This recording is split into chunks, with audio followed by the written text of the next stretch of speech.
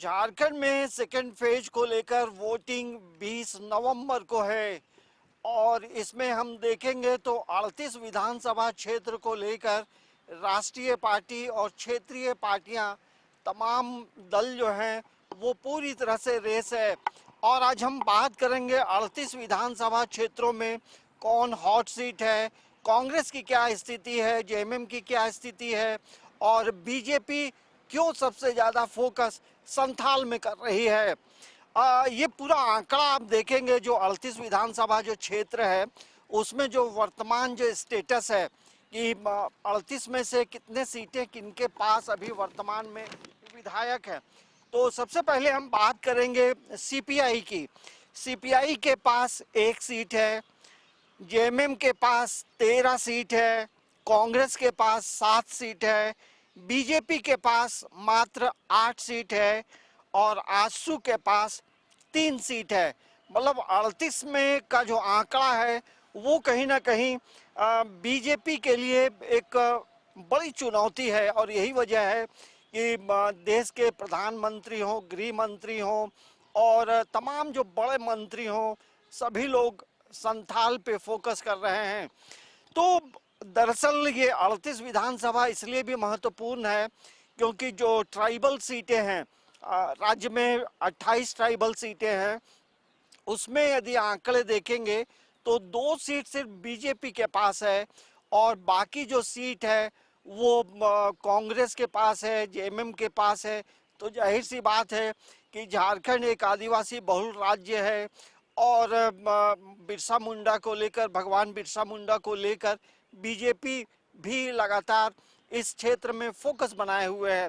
तो इन तमाम चीज़ों को लेकर हम बातचीत करेंगे और आपको पूरी स्टोरी बताएंगे। हमारे साथ हमारे सहयोगी अंकुर सिन्हा भी जुड़ रहे हैं और उनसे भी बात करेंगे। अंकुर, अभी जो 38 विधानसभा सीट है, यदि हम सबसे पहले शुरुआत करते हैं कांग्रेस के पास अभी सिर्फ 7 सीटें हैं और वहाँ आप देखेंगे तो मतलब धनबाद का इलाका हो, झरिया का इलाका हो, महगामा से दीपिका पांडे हैं, इरफान अंसारी जामताड़ा से लड़ रहे हैं। तो कांग्रेस को लेकर आप लगातार कांग्रेस को कवर करते रहे हैं और कांग्रेस अभी वर्तमान में 13 सीटों पे वो अपना उम्मीदवार उतारी है। तो ओवरऑल कांग्रेस की वस्तु स्थिति क्या आप देखते हैं? बिल्कुल अंजनी, देखिए जिस तरीके से जेएमएम के लिए ये सेकेंड फेज का चुनाव जितना महत्वपूर्ण है उतना ही महत्वपूर्ण कांग्रेस के लिए भी ये महत्वपूर्ण है, क्योंकि जिस तरीके से अगर बात करें वर्तमान की तो 7 सीट पर कांग्रेस अभी कायम है और ऐसे में अब 13 सीट पर जो है कांग्रेस द्वारा जो है उम्मीदवार उतारा गया है। और अगर बात करें तो ये पूरी जो लड़ाई है, अगर बात करें संथाल परगना की, तो संथाल परगना जिस तरीके से जो घुसपैठ के मुद्दे जो है बीजेपी द्वारा उठाए गए हैं और ऐसे में अब जो है जेएमएम और कांग्रेस मिल करके जो है संथाल में जो है वो चुनावी सभाएं कर रहे हैं। लगातार जिस तरीके से तमाम जो स्टार प्रचारक है वो पहुंच रहे हैं, अगर मल्लिकार्जुन खड़गे की बात करें वो आ रहे हैं, साथ ही साथ जो प्रदेश प्रभारी हैं गुलाम अहमद मीर वो पहुंच रहे हैं, राहुल गांधी जो है उनका दौरा चल रहा है। तो ऐसे में कह सकते हैं कि संथाल को लेकर के जो है काफ़ी फोकस जो है वो कांग्रेस भी कर रही है।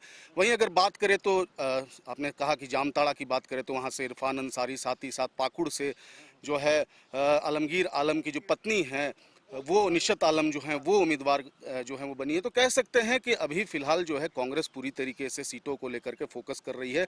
और जिस तरीके से पहले चरण का चुनाव हुआ, संपन्न हुआ, जिसके बाद जो गुलाम अहमद मीर हैं जो कि प्रदेश प्रभारी हैं, उनका जो बॉडी लैंग्वेज था वो काफ़ी कॉन्फिडेंस दिख रहा था। उनका साफ कहना था कि इस बार जो 13 सीट पर जो उम्मीदवार घोषित हुए हैं वो जीत कर जरूर आएंगे। तो ऐसे में कह सकते हैं कि कॉन्फिडेंस लेवल कांग्रेस का काफी दिख रहा है। एक सवाल है कि जब आपने कॉन्फिडेंस लेवल की बात की तो हेमंत सोरेन को आज आपने भी देखा, हेमंत सोरेन का जो बॉडी लैंग्वेज है वो क्या कहता है? देखिए हेमंत सोरेन की अगर बात करें तो लगातार जिस तरीके से हेमंत सोरेन अगर रांची में रहते हैं, कार्यक्रम में शिरकत करते हैं, तो उनका भी बॉडी लैंग्वेज में भी काफ़ी कॉन्फिडेंस लेवल हाई दिखता है। जिस तरीके से लगातार हेमंत सोरेन, कल्पना सोरेन जो है चुनावी सभाएं कर रहे हैं, क्योंकि जिस तरीके से संजय ने मैंने आपको बताया कि स्टार प्रचारकों की कमी कांग्रेस में भारी जो है वो दिखी है, क्योंकि लगातार जिस तरीके से राहुल गांधी का जो दौरा है वो काफ़ी लेट से शुरू हुआ। पहले चरण की अगर मतदान की बात करें तो काफ़ी लेट से शुरू हुआ, तब तक जो पूरा भागदौड़ है वो कल्पना सोरेन संभाल रही थी, लगातार वो चुनावी दौरे कर रही थी। और कह सकते हैं कि अगर बात करें तो काफी लोग जो हैं वो पहुंच रहे थे चुनावी सभा में। एक बात है कि जामताड़ा जो है साइबर क्राइम को लेकर काफी पॉपुलर है पूरे भारत में।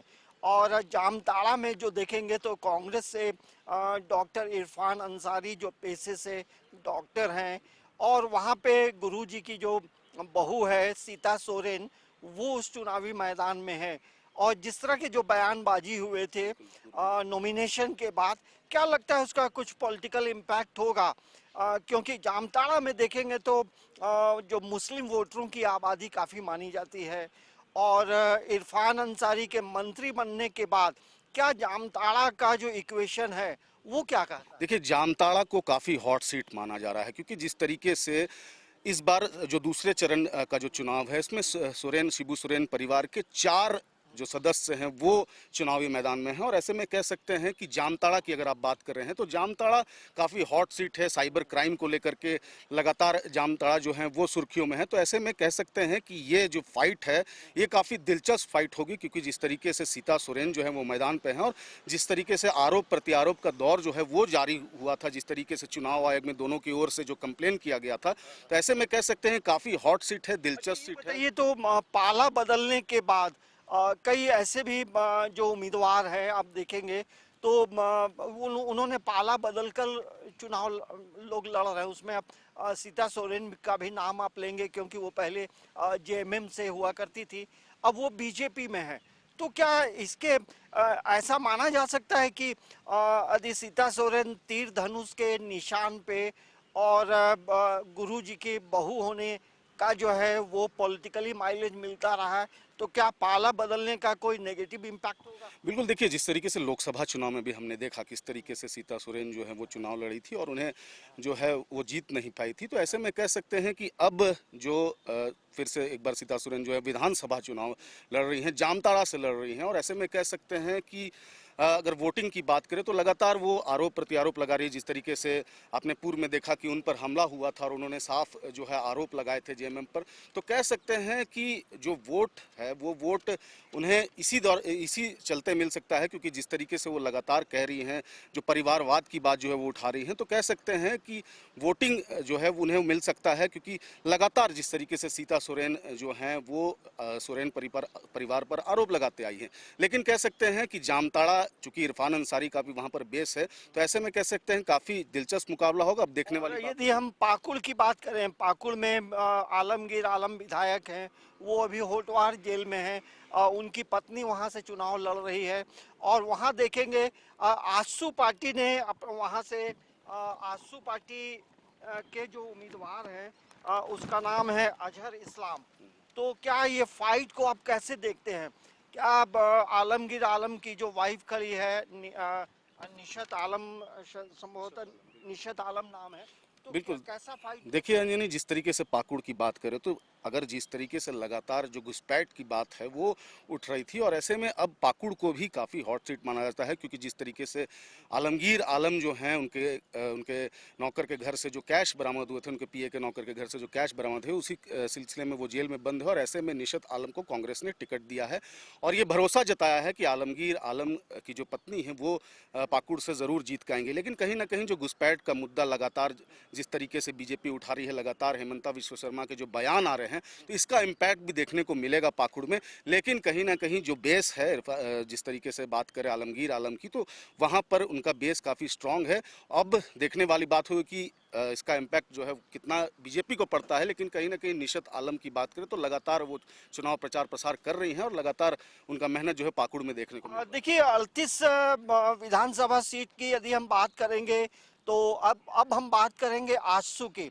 देखिए इसमें आप देखेंगे तो आजसू के पास मात्र 3 सीटें हैं, मतलब उनके 3 विधायक हैं। और अभी यदि चुनावी मैदान की बात करेंगे तो आजसू के 6 उम्मीदवार चुनाव मैदान में हैं, और उसमें एक जो उम्मीदवार है वो संथाल में है। पाकुड़ से उन्होंने अजहर इस्लाम को चुनावी मैदान में उतारा है। एक जब आंसू की बात हो रही है तो हम लोग जयराम महतो को भी उससे कनेक्ट कर सकते हैं, क्योंकि जयराम महतो JLKM से अपने कई प्रत्याशियों को उतारा है। देवेंद्र भी सिल्ली से उतरे हैं, अमित महतो JMM से हैं, और खुद जो आजसू के जो सुप्रीमो हैं वो सुदेश महतो भी चुनावी मैदान में हैं। कुर्मी वोटर एक इम्पॉर्टेंट फैक्टर होता है और सुदेश महतो के लिए भी एक हम कह सकते हैं प्रतिष्ठित सीट है, क्योंकि वो पूर्व में डिप्टी सीएम भी रहे हैं।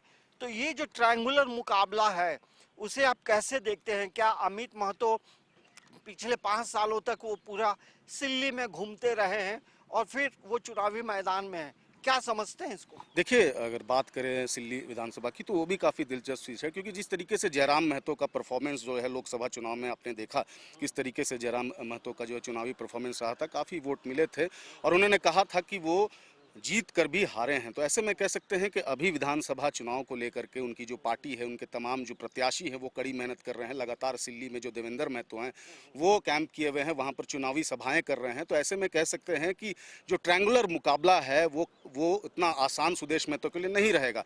लेकिन कहीं ना कहीं बात करें जिस तरीके से सुदेश महतो जो है अपनी पहचान, जिस तरीके से अमित महतो ने जब विधायक जब वो बने थे सिल्ली के, तो ऐसे में कहीं ना कहीं सुदेश महतो को इसका नुकसान झेलना पड़ा था।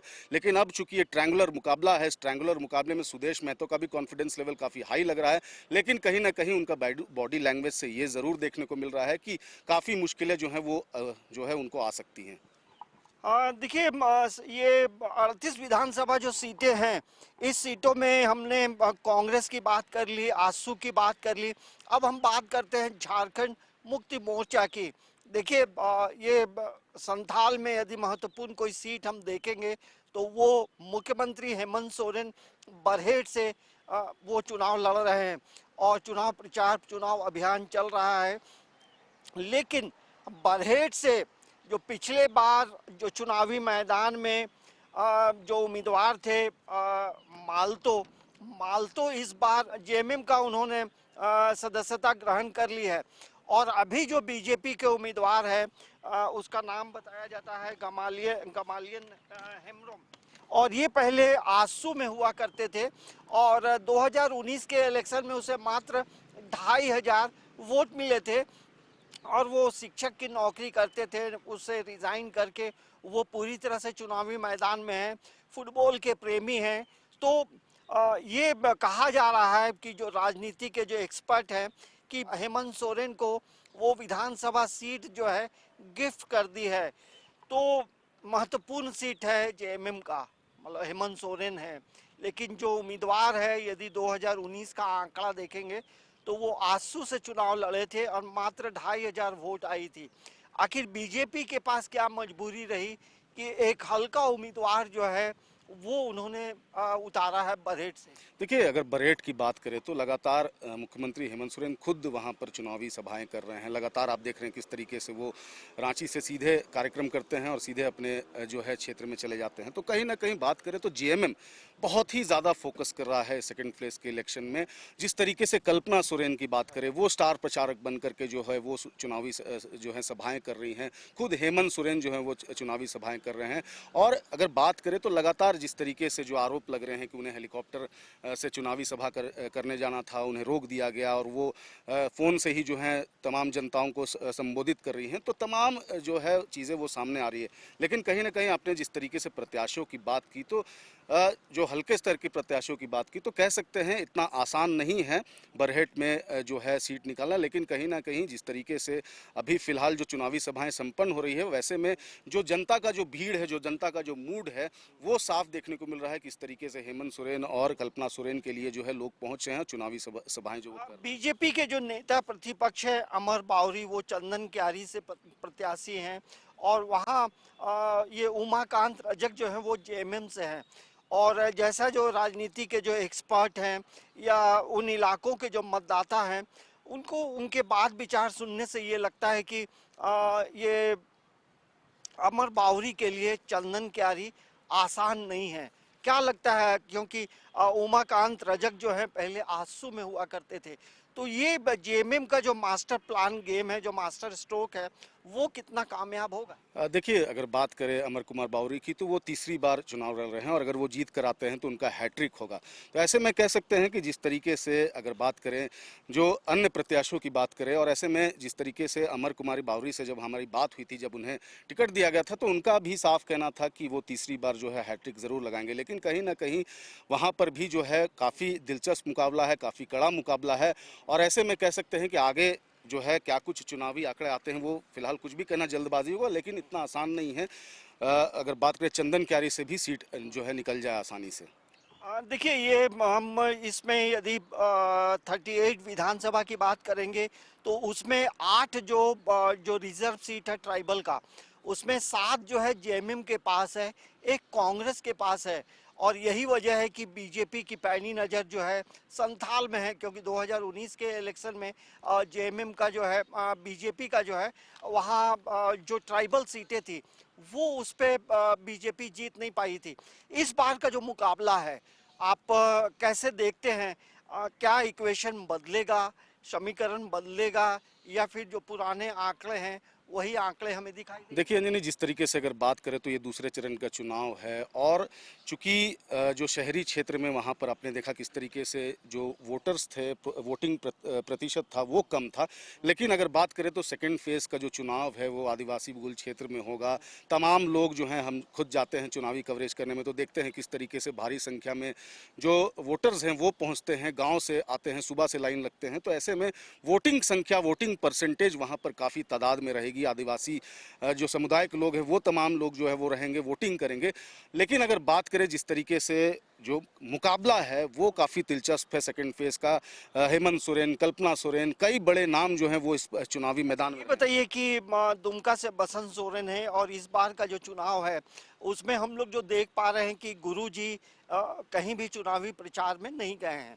और हेमंत सोरेन का जो फेशियल लुक है, क्या वो जो लुक है गुरुजी का जो लुक है उससे मिलता है? क्या उनकी जो चुनाव में, चुनाव प्रचार में उस फेस लुक का कितना फायदा हो? देखिए, हेमंत सोरेन जब जेल से बाहर निकले थे तब उनका जो ये लुक है, नया लुक है, उसी लुक को हमने देखा था। और कहीं ना कहीं गुरुजी से जो है ये लुक काफ़ी मिलता जुलता है और इसका फ़ायदा भी हेमंत सोरेन को इसमें ज़रूर देखने को मिल रहा है, क्योंकि जिस तरीके से वो चुनावी सभाएं कर रहे हैं, चूँकि गुरुजी की स्वास्थ्य अभी ठीक नहीं रहती है, वो चुनावी सभाएं नहीं कर सकते हैं। लेकिन कहीं ना कहीं हेमंत सोरेन जो हैं वो अपने इस नए लुक का फ़ायदा उनको एज अ गुरुजी के नाते मिल रहा है। और ऐसे में कह सकते हैं कि अब ये जो विधानसभा चुनाव है, ये हेमंत सोरेन और कल्पना सोरेन का जो मेहनत है वो लगातार देखने को मिल रहा है। और इंडी गठबंधन की अगर बात करें तो लगातार स्टार प्रचारक का भी दौर जो है वो चल रहा है। स्टार प्रचारकों का दौर चल रहा है। और ये संथाल में कुल हम देखेंगे तो 18 सीटें हैं, और 18 सीटों का जो आंकड़ा है 2019 का, बीजेपी के पास 4 है, कांग्रेस के पास 5 है, जेएमएम के पास 9 है। तो जाहिर सी बात है, और संथाल में आप देखेंगे तो आरजेडी भी 2 विधानसभा क्षेत्रों से अपनी प्रत्याशी उतारे हैं। और ये देखेंगे बगोदर से विनोद सिंह चुनावी मैदान में है। लेकिन इस 38 विधानसभा में एक महत्वपूर्ण बात बताना है कि राज्य के जो प्रथम मुख्यमंत्री रहे हैं बाबूलाल मरांडी, वो भी धनवार से चुनावी मैदान में है। और वहाँ बहुत आसान नहीं है। वहाँ कहा जा रहा है कि जो मुकाबला है, बाबूलाल मरांडी बीजेपी से हैं, राजकुमार यादव सीपीआई एमएल से हैं। और इसके साथ आप देखेंगे तो जो समीकरण बदल रहे हैं, उन बदलते समीकरण में कहीं ना कहीं और निजामुद्दीन अंसारी जेएमएम से हैं, और निरंजन राय जो बीजेपी से समर्थक माने जाते थे, वो निर्दलीय चुनाव लड़ रहे हैं। तो यहाँ हम कह सकते हैं कि 38 विधानसभा में एक पूर्व मुख्यमंत्री और वर्तमान मुख्यमंत्री का भी जो किस्मत है वो किस्मत खुलता है या फिर क्या होगा, ये तमाम चीज़ें जो हैं 23 तारीख को पता चलेंगी। लेकिन ये दिलचस्प है क्योंकि 38 विधानसभा क्षेत्र में अब किसको कितनी सीटें मिलती हैं ये अभी बता पाना मुश्किल है। लेकिन बीजेपी हो या जेएमएम हो, किसी के लिए आसान नहीं है, क्योंकि यहाँ कहा जा रहा है कांटे का संघर्ष है। लेकिन कई ऐसे प्रत्याशी हैं जिनका यदि वो चुनाव जीतेंगे तो वो दूर तक जाएंगे और हारेंगे तो कई बड़े नेताओं का जो राजनीतिक सफर है वो कहीं ना कहीं थोड़ी देर के लिए रुकेगा। समाचार प्लस के लिए कैमरामैन प्रशांत मित्रा के साथ अंजनी कुमार, अंकुर सिन्हा, रांची।